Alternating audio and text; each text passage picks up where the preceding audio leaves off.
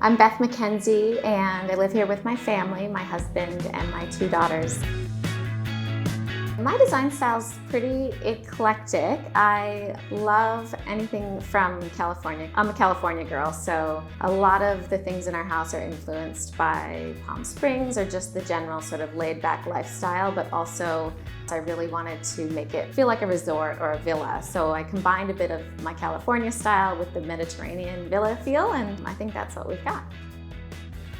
I just love all the arches, and we decided to do the rendered finish to make it just feel more organic. I like things that are really earthy, and I'm really into textures. My favorite feature in this space has to be the big arch, because you just come through and you see the bathtub, and my kids honestly love the bath. So every day we're having baths in here and they feel like they're on a little holiday.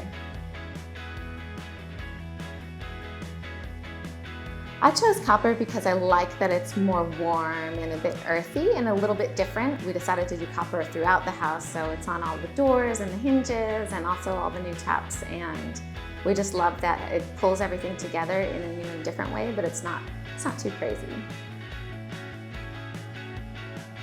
I love shopping with ABI because I can shop online, but it's very simple and hassle-free.